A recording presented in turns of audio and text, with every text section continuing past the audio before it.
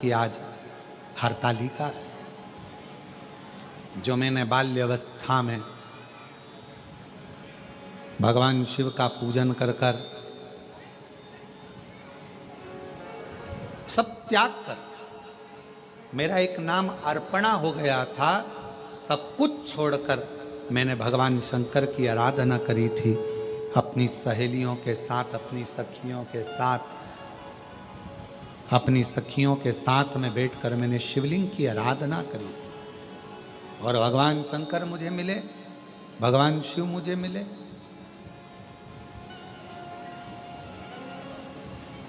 पार्वती जी को हरतालिका व्रत बहुत प्रिय है, बहुत। इसलिए शिव महापुराण की कथा कहती है, भगवान शंकर का चरित्र कहता है, जो हरतालिका तीज के दिन ये माँ जगत जननी जगदम्बा अम्बा माता पार्वती जी के ही मुख से निकली हुई वाणी और शिव जी के मुख से निकली हुई वाणी है। जो हरतालिका तीज के दिन जैसे माँ जगत जननी पार्वती जी ने फुलेरे को बांधकर, फुलेरे का सुंदर स्वरूप बनाकर उसमें मुझे विराजमान कर कर मेरी आराधना करी थी, तो जो नारी, जो पुरुष, जो संसार का मनुष्य फुलेरे का दर्शन करता है, शिव कहते हैं मैं पार्वती के साथ उसका कल्याण कर देता हूं, उसका भंडार भर देता हूं।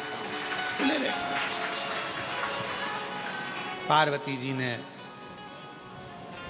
समुद्र के तट पर वृक्ष की पत्तियों को तोड़कर बालू का शिवलिंग का निर्माण कर कर, बालू के शिवलिंग का निर्माण कर कर पूजन कर। शिवजी नहीं आए, भगवान शंकर नहीं आए, और पूजन कर रही है मां पार्वती। कहां से लाऊं गंगा, कहां से लाऊं यमुना, कहां से लाऊं गंगा, कहां से लाऊं यमुना, कहां से लाऊं सरयू आपार पड़ी रे, और भोले तेरी सेवा हमसे ना बनी, भोले तेरी सेवा हमसे ना बनी रे। कहां से लाऊं लड्डू, कहां से लाऊं पेड़ा, कहां से लाऊं लड्डू, कहां से लाऊं पेड़ा, कहां से लाऊं बर्फी वो शक्कर चढ़ी रे, और भोले तेरी सेवा हमसे ना बनी रे, ओ भोले तेरी सेवा हमसे ना बनी रे। कैसे सेवा? पार्वती जी के पास में कुछ भी नहीं, कुछ।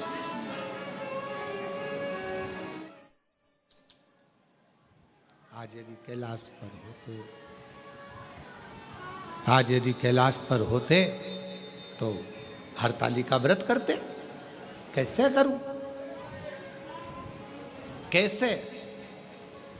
विचार कर। तब पार्वती जी ने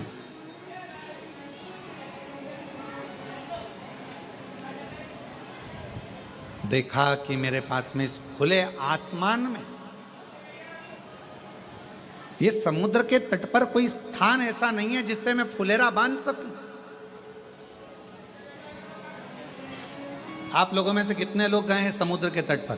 कभी कोई गया हो? आप लोगों में से गए हो? तो समुद्र के तट पर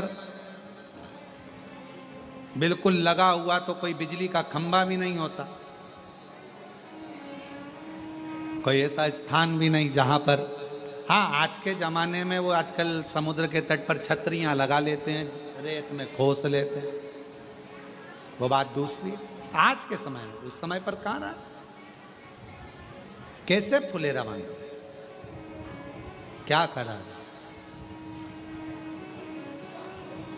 शिव जी भी नहीं है, और आज हरतालिका है, मुझे पूजन करना है, और पूरी रात्रि का पूजन होता है।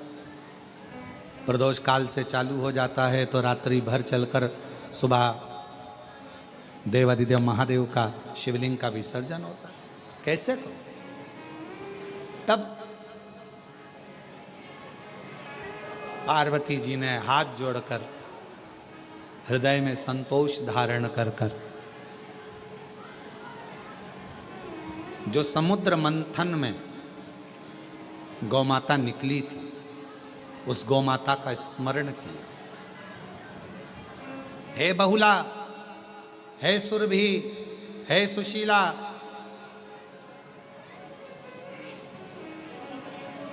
आप आओ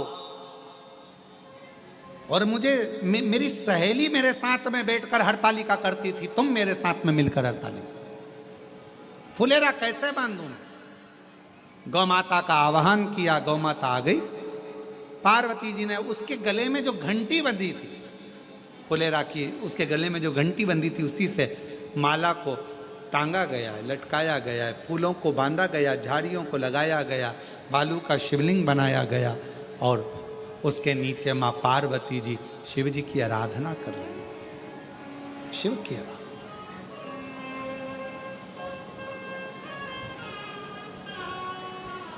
कहाँ से लाऊं चंदा, कहाँ से लाऊं सूरज, कहाँ से लाऊं चंदा, कहाँ से लाऊं सूरज, कहाँ से लाऊं तारे आकाश जड़े रे, और भोले तेरी सेवा हमसे ना बनी रे, और भोले तेरी सेवा हमसे ना बनी रे। कहाँ से लेकर क्या करें, कैसे लाएं?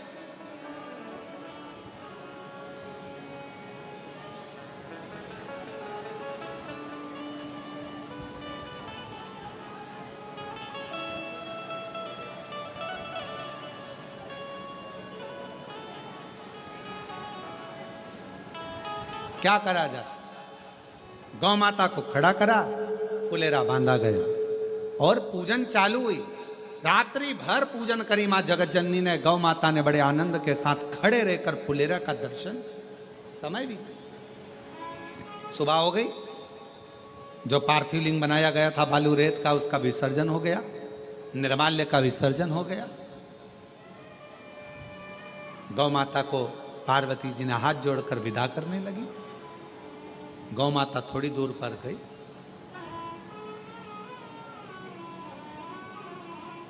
थोड़ी देर बाद शंकर भगवान का आगमन हो गया। शिव जी,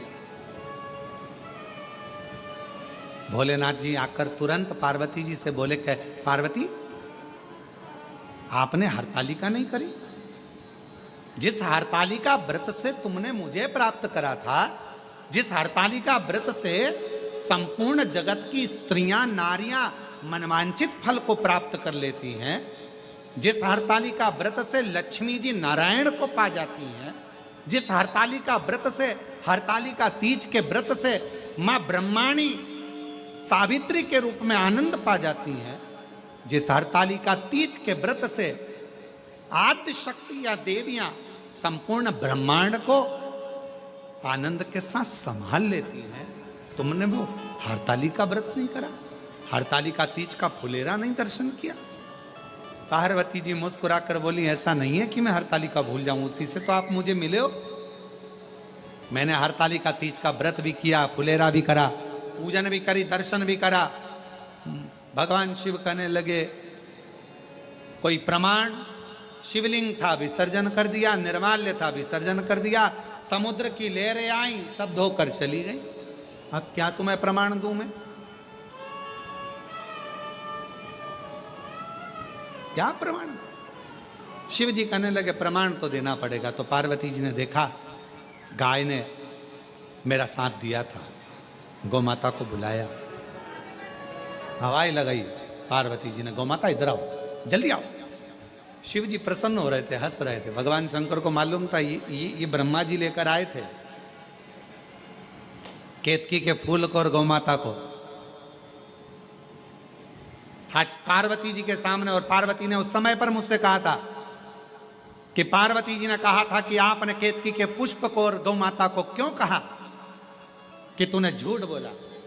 शिव जी ने कहा कि तू मुझे झूठा ठहरा रही थी, आज देख तू। और गौ माता आई, पार्वती जी ने हाथ जोड़कर कहा, गौ माता अपन ने पूरी रात हरतालिका का पूजन करा, व्रत करा, साधना करी, फुलेरा करा, दर्शन किया। बोल दे शिव जी के सामने कि हरतालिका का व्रत पार्वती जी ने किया। गौ माता ने मन में सोचा, इतना बड़ा व्रत किया, मुझे खाने को कुछ नहीं दिया, पूरी रात खड़ी रही फुलेरा लेकर, पूरी रात। गौ माता ने शिव जी के सामने पार्वती के लिए कह दिया, नहीं करा, नहीं। पार्वती जी की आंख में जल भर गया। री गौ माता,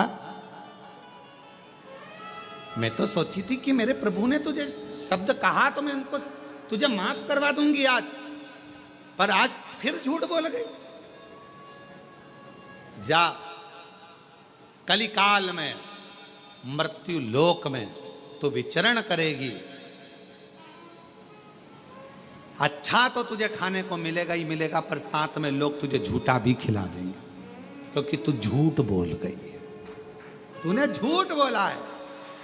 झूठ, एक झूठ बोलने पर मनुष्य हो, गंधर्व हो, अप्सरा हो, चाहे देवता हो, अगर वो झूठ बोल जाते हैं तो उनको पृथ्वी पर आकर एक ना एक बार झूठन खाना ही पड़ती है, झूठन खाना पड़ता। झूठ का इतना, तो जरा विचार करिएगा। कई लोग कहते हैं गुरुजी आज के समय में मोबाइल पर लोग इतना झूठ बोलते हैं, तो ये क्या झूठन खाते होंगे? हमने कहा जब किसी होटल में जाके चाय पीते होगे झूठे गिलास में, झूठे बर्तन में भोजन नाश्ता करते होगे, तो झूठन खाने के बराबर तो हो जाता है, झूठा खाने के बराबर। क्यों झूठ बोलना, क्यों झूठ करें? गौ माता ने हाथ जोड़े, पार्वती जी के निवेदन करा, कृपा करो, करुणा करो, दया करो, कृपा करो। तब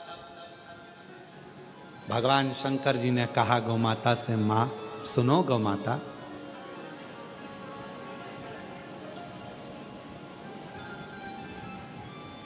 इस मृत्यु लोक में, संसार सागर में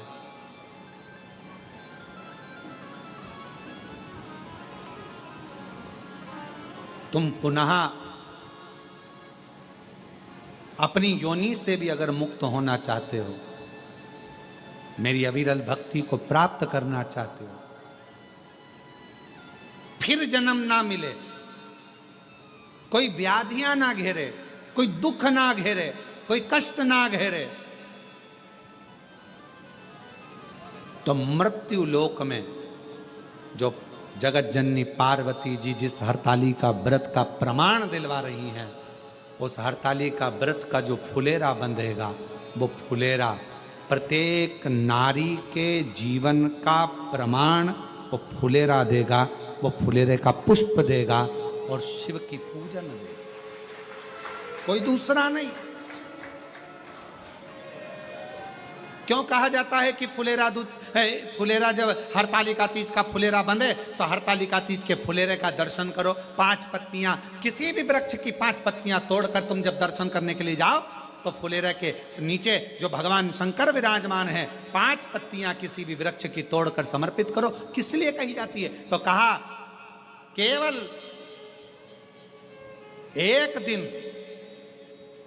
एक दिन 365 दिन में केवल एक दिन ऐसा होता है हरतालिका तीज का, जिस दिन शंकर भगवान पार्वती जी के साथ में 64 योगिनियों के साथ में भगवान श्री गणेश, भगवान श्री कार्तिकेय और भगवान शंकर की 5 बेटियां जया, विषहरा, शामरी वाली, दौतली देव के साथ में अशोक सुंदरी के साथ पूर्ण रूप में विराजमान होते हैं। और शिव जी 5 पत्ती चढ़ाने वाले जीव को 5 मुख से, 5 मुख से, कौन कौन से मुख हैं शिव जी के?